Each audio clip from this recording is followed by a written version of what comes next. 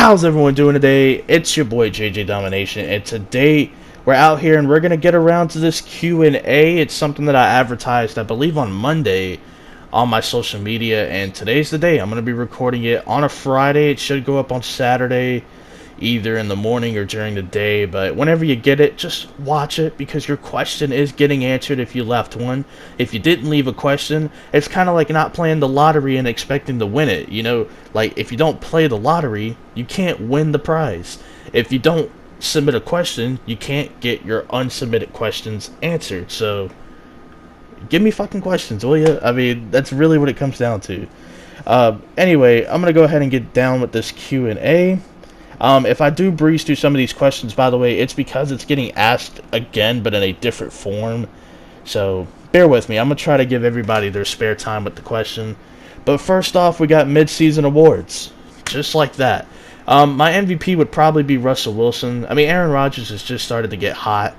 So I feel like we have to give it to Russell Wilson, man. The things that he has been able to do, it goes farther than just statistics. I mean, you have to watch him play. And you have to watch the plays that he makes to really get a feel for why people have him in the MVP conversation. It's more than just, oh, Seattle's winning. You know what I'm saying? Like, you have to watch this dude play. For the Defensive Player of the Year, I think it's going to end up being Myles Garrett, but my sleeper pick is going to be Cameron Jordan from the New Orleans Saints. He's kind of been one of those underappreciated players. I wouldn't call him underrated by any means. I think he's kind of rated fairly, to be honest, but he definitely does go under the radar in terms of, like, the impact that he has for that defense. I feel like it doesn't get talked about enough. And I feel like with the role he's been on, I think he has, like, 8 sacks, a lot of pressures as well. Very good against the run, and they're winning a bunch of games. So he could definitely get his name into the award for Defensive Player of the Year.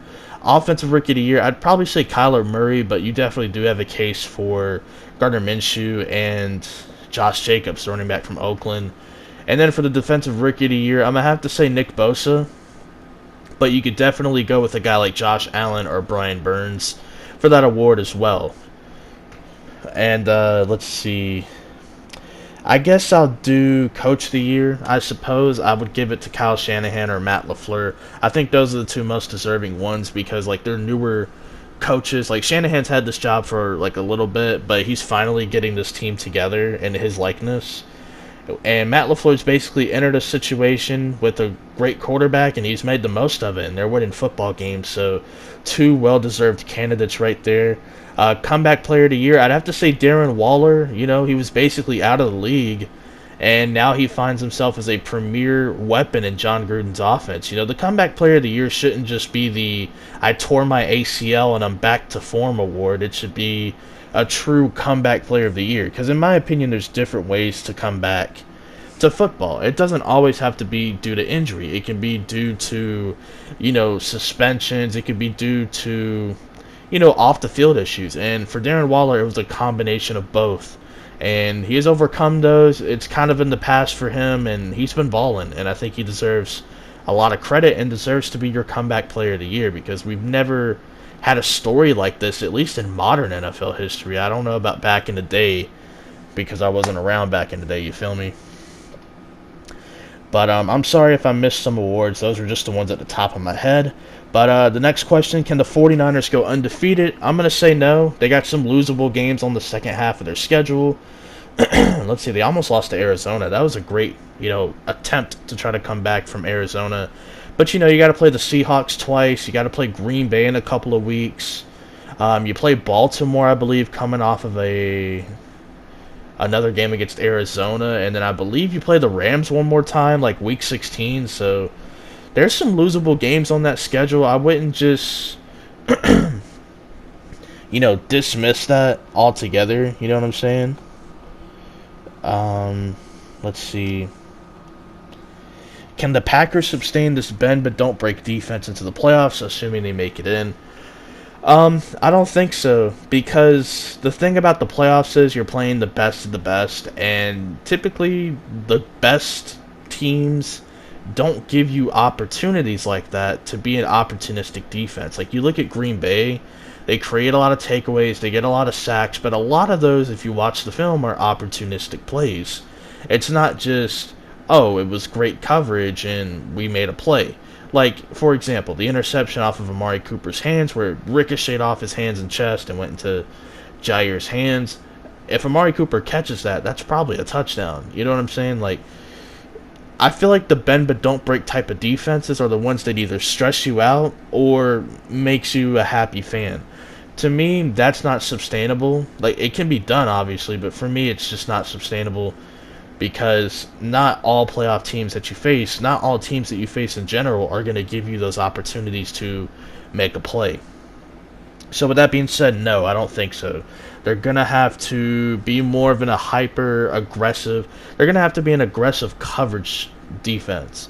You know, like, yeah, if you give up yards in the passing game, I meant yards in the rushing game, you know, you're going to have to lock up in the passing game. So that's basically how it goes. Are the 49ers the best team in the NFL? I'm going to say no. I do think the Patriots are better.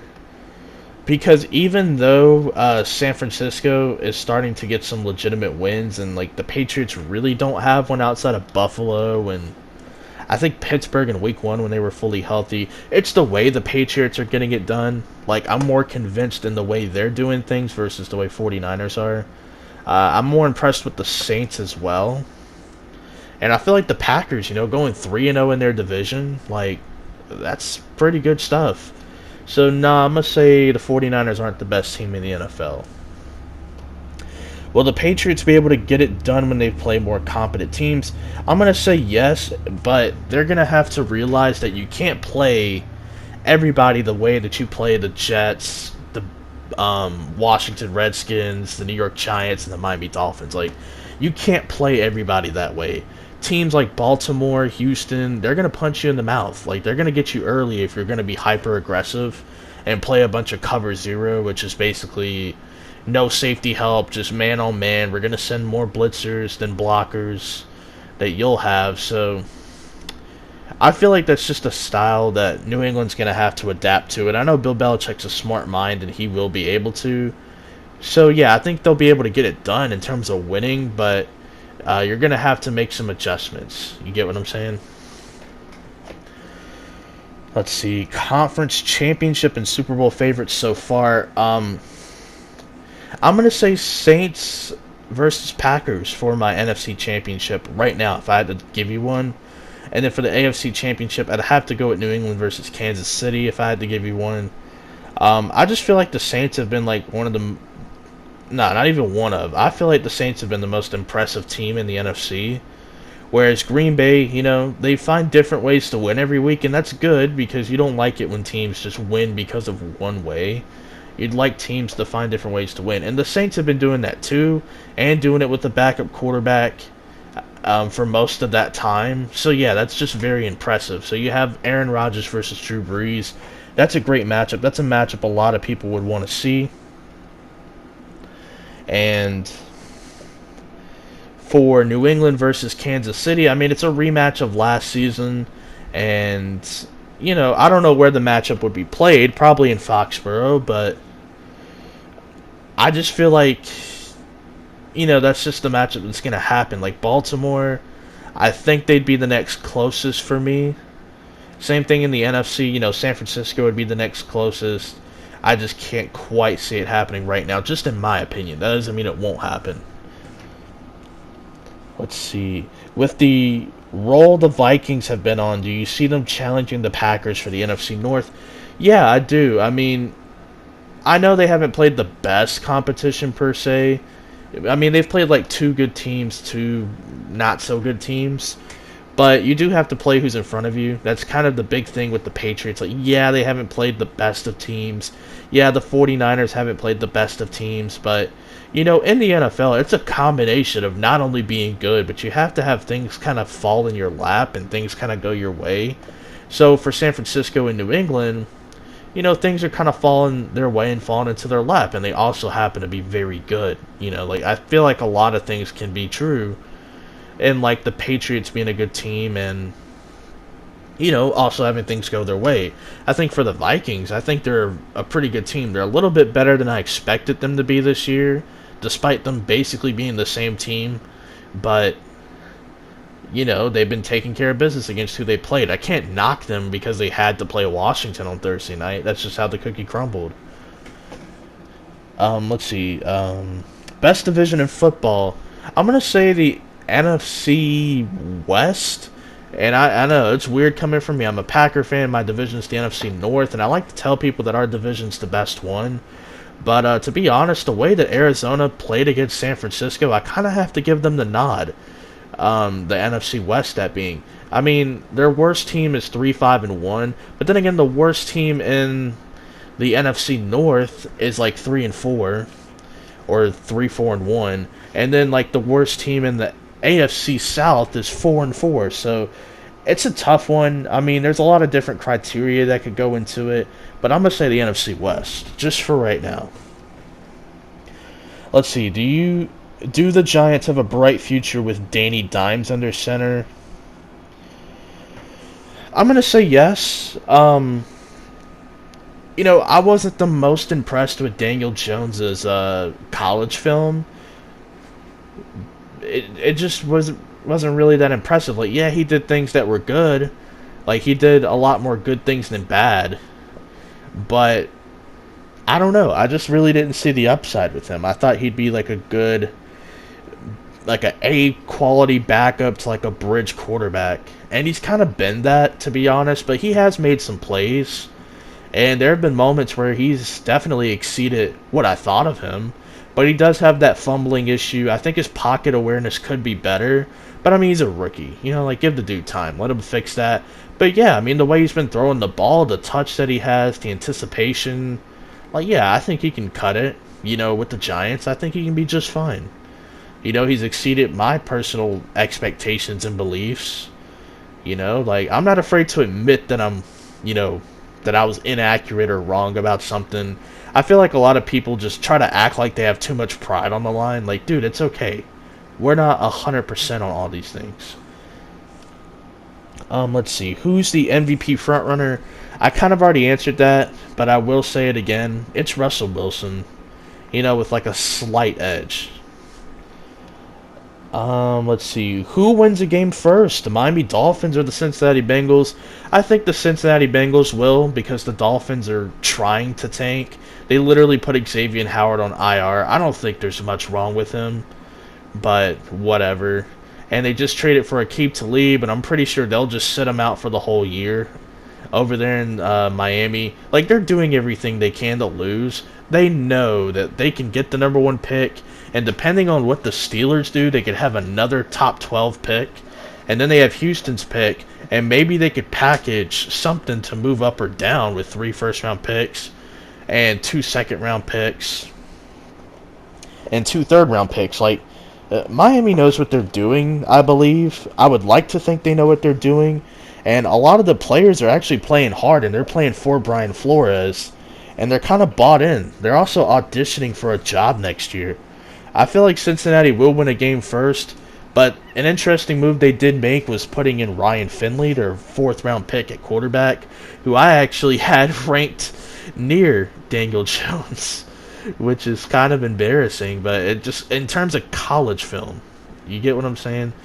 So, we'll see. I think Cincinnati will first. I just think they'll be able to get it done. Will either undefeated team finish the way that year, or finish that way? No, I think there will not be an undefeated team. I see New England dropping a game or two. I see the 49ers probably going 12-4, 11-5. Ooh, this is an interesting one. Better quarterback, Dak Prescott or Carson Wentz? I'm going to give Carson Wentz the nod. Like, yeah, there are things that Dak do well, but Dak's one of those quarterbacks that kind of needs everything to go right in order for him to really play well. Like, he's not an elevator of talent. He's a guy that you have to put talent around. I feel like Carson Wentz can elevate talent, but he definitely does need that offensive line. But, I mean, he can make it happen when the play breaks down. So could Prescott a little bit, but I just feel like Carson Wentz is the better overall quarterback. What's wrong in Cleveland? They're just a very undisciplined team, and also their offensive line kind of sucks, and also they're the Cleveland Browns. Like, let's not forget, they're still the Cleveland Browns. It doesn't matter what you try to brand them as, they're the Cleveland Browns, and that's not going to change unless they change their narrative and get into the playoffs and make something happen. And their schedule is going to ease up. I don't know if it'll be enough, though. So we'll see. It's going to be a fun ride for the next half of the season with Browns fans. Either they're going to barely miss it or they're barely going to make it. So hold your horses with that one. Flacco's injury legit? I think so. I guess I'll just buy it. I think so.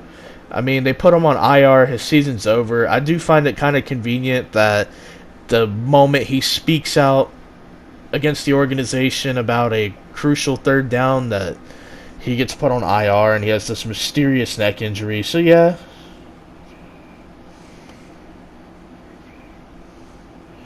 It kind of sucks. J.J. Watt, is his career done? I feel like he'll give it one more go, and if he gets hurt again, he'll probably retire. That's the kind of vibe I get from J.J. Watt. Like, he's just gonna try to keep playing. 3 out of the last 5 years, I believe, he's finished on injured reserve. I mean, I can't even imagine. You know, like, that sucks. You know, like, I can't even say that's unfortunate or that's sad. I mean, it is sad, but that just sucks. He's such a great player, too. And he started to kind of find himself, too, recently and get back to that dominant form of his. But, damn, man, like, you hate to see a great player and a great dude go down. Is Jimmy G being carried by the defense? I don't think so. I think he's just doing enough of what's required of him. You know, like, I don't think he's a system quarterback. I think he's more of like a product of... I forget the term. I think it's like a product of his environment, which basically means like, hey, they want to run the football, so I can play a little bit more conservative, but when I have to throw it, you better believe that I can sling that ball all over the place. You know, like, yeah, he does have some interceptions here and there. Like, it's something that will be there for Jimmy Garoppolo, but it's nothing that I'm going to overreact to either if he does throw like a bad pick or something, because it happens. I mean, everybody throws a bad pick. Kyler Murray almost threw like a pick 6 to Fred Warner in that game against San Francisco. So with Jimmy G, I think he's more of a product of his environment. I don't necessarily think he's a system quarterback or anything like that. So I don't think he's being carried. I think he's just doing enough. Why can't Baker get Odell the ball? I feel like I feel like Cleveland, they don't know what their identity is. One week they want to run the football. The next week they want to play through Jarvis Landry. The next week they want to get Odell going as soon as possible. Like, they don't have a true identity offensively, and that's kind of their issue. Outside of the offensive line and the influx of penalties and penalty yards, like, and them simply beating themselves with stupid turnovers, like, they don't have an identity. They don't even have a true established identity, and I think it's kind of stupid also. So it's just something to keep in mind. Let's see, this is an interesting one. Is Mitchell Trubisky a bust? Well, according to where he was drafted versus how he's performed, I guess you can say yes, because you look at the other quarterbacks taken in that draft. You have an MVP winner and arguably one of the best playmakers at the position in Deshaun Watson. You know, like, he's been playing like a great quarterback all season, basically. And you look at Patrick Mahomes, the former MVP winner. He's been to a conference championship game. Like, what has Mitchell Trubisky done? He's been in one playoff game and he's lost. Same thing with Watson, but at least Watson has looked really good in the regular season. Trubisky, I just don't know. I don't know about him. But based on my own expectations, I wouldn't say he's a bust. He's just kind of what I kind of thought he was going to be. I never thought the world of Mitchell Trubisky. When these quote-unquote draft experts had him number 1 on their draft boards just trying to get cute, I never really followed in suit. I just didn't think the world of him. You know, he was kind of a breakout college quarterback. He had one great year and he got drafted off of it. And sometimes it's a good thing to strike while the iron's hot. Sometimes it's a little dangerous. And I'm not talking waking up feeling dangerous. I'm talking like probably not the best move to make. That's what you call being a prisoner of the moment. You know, like you fall in love with this thing and it ends up being clickbait. That's Trubisky as a quarterback. Who wins the NFC West? Honestly, I think San Francisco would do enough to hold them off. So, yeah, I think they'll do enough to hold them off. Let's see, I have a couple of personal questions that I wrote down as well that I got from some of my friends on my other social medias and the messages. So I'm going to go ahead and read these and do them real quick. Let's see. So this one's basically, it's not really a question, but it's kind of something he wanted me to collab on. And that is, you know, like basically with Philadelphia beating Buffalo, like where do you see them going from here? What does this mean for them moving forward? Well, that was a big time win. You know, Buffalo has a great record. They have a great defense. You know, they're able to run the football. So, like, I can't knock Buffalo. But if they were in the NFC, I don't think they'd be, like, a great team. They would just be a mediocre team with a great defense. Like, I'm just being real. The NFC is so tough. Like, I just don't think the Bills would be that good in the NFC. Like, I'm not knocking them by any means. Sorry, but I don't see it. But Philadelphia did take care of business. They needed to win that game. You know, backs against the wall. Like, they needed some momentum. You know, their backs was against the wall against Green Bay. They were off to, like, a slow start. I think they were, like, 1-2. And they had just come into our house and beat us, you know. And Philadelphia kind of did the same thing with Buffalo. They went into Buffalo, went back to running the football, and they played well. You know, Josh Allen really didn't challenge him vertically. So, Philadelphia, I think moving forward, I mean, their schedule is going to get tough at some points. They got to play Dallas again. Got to play New England. I mean, their schedule is going to get a little tough. They play Chicago this Sunday, so things will get a little tougher out there for Chicago. I meant for Philadelphia. I'll definitely say that. So, yeah, there's that. And I actually got this from one of my female friends, this next question. And it's basically, how would you explain football to a new female fan that's trying to get into it? And first, I'll just say this is a great question. Like, I've never been asked that before. Like, I don't know, like, I've had men and women ask me football-related questions, but I've never had a woman ask, you know, explain football to a female that's trying to get into it. Like, I've never been asked that before. I think it's pretty cool that somebody would want me to ask that and explain it. So, basically, it wouldn't matter, male or female. I'd have the same approach, because I feel like you should have the same approach. Number one, you need to go out there and watch 2 games for yourself and see what you make out of it. I feel like... And then basically tell the person that's making you try to get into it, like, tell them what you see and what you picked up on. You know how sometimes, like, you know, in class, like, you do a lesson, and then you go home and work on it by yourself, and then you come back to class and you kind of talk about it and collab on what you did.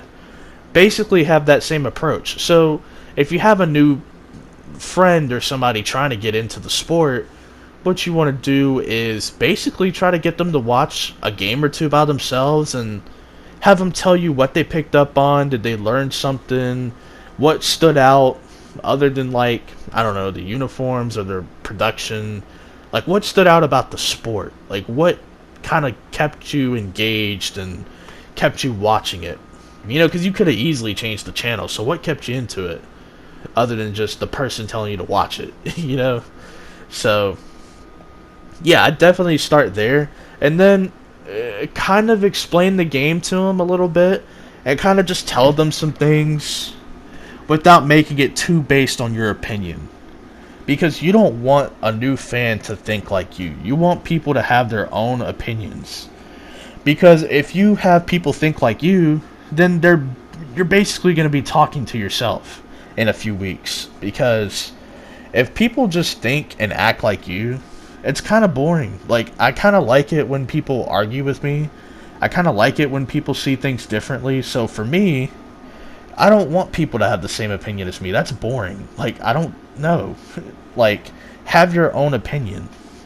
Now, if you have your own opinion and it happens to line up with mine, then okay, that's fine. Believe it or not, two people can agree on the same thing. But you don't have to agree with every single thing that person says, you know? So, you know, kind of explain the game to them, but keep it factual and not based on perception or others' opinions. You know, like when you tell somebody Tom Brady has 6 rings, you shouldn't follow up by saying he's the GOAT. That's what makes him the GOAT. No, you should follow up and tell them about like his success in the playoffs and like who his head coach is, and basically just tell them like what he's good at and kind of what makes him as good as people talk about him in the regard of being the GOAT. You shouldn't just flat out tell them that he's the greatest of all time. And, you know, that's something that they should determine for themselves. You shouldn't just kind of program that into people's brains. Like me, if I went around and told a new viewer, you know, Aaron Rodgers is the most gifted quarterback ever. I mean, look at the way he throws the football. I feel like somebody should have that authentic opinion. I don't think you should just be programming that into people's heads. You know, so, you know, let people form their own opinions. Like, just feed them facts. Talk to them about the game. Keep it about the game. Don't have it be too opinionated. And let people kind of take that information and, you know, kind of build off of that. You know, that's definitely a good start. And, you know, kind of get them to learn about the rules. Probably learn about a brief history of the game. And some of the aspects that make football the way it is today, other than the rules being a little softer. But yeah, I mean, I feel like right now, just me in my opinion, right? I feel like right now I could explain to a new viewer how football works and get them into it. And I'm not saying that in a cocky way, but I'm saying, you know, you got to give them their space as well to want to embrace the sport. You don't want to pound them with stats and analytics and a bunch of bullshit that just doesn't matter. You kind of want to keep it about the game. You know, like, what are your eyes telling you? Because evidently it's about the eye test. Like, you can feed me a bunch of stats.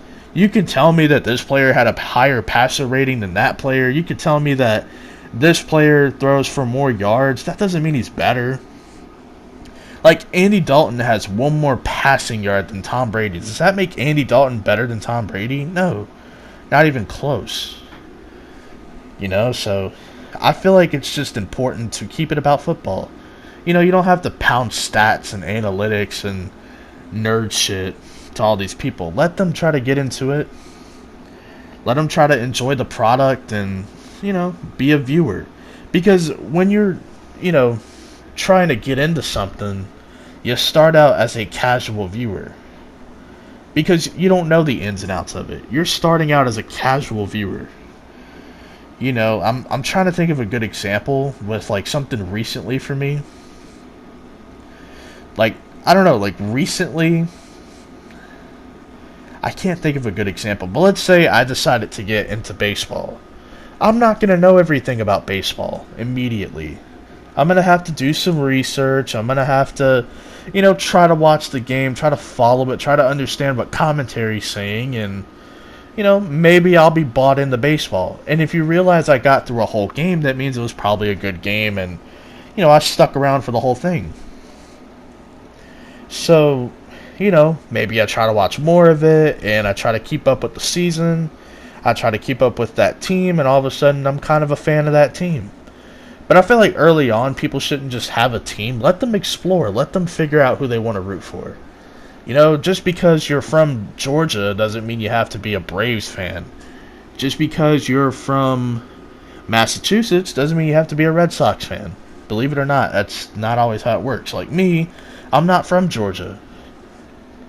Yeah, I'm not from Georgia. I was born in the Northeast. I'm not going to tell you what state, but I'm a Green Bay Packer fan. They're located in Wisconsin. They're not located in the Northeast, like in the state that I live in, or that I lived in for a while. So basically, that's my little mini guide to getting a new fan hooked. Just kind of have them explore, and then talk to you, and then you feed them some information, and try to get them into it, you know? So, hopefully you guys enjoyed, and hopefully you guys learned something new. And all I could say is this. You know, hopefully you guys enjoyed. If you want me to do another Q&A during the off season for the NFL and kind of talk about some things coming up, like who people should draft and whatnot, let me know down in the comment section below. But peace out, and thank you guys so much for the questions.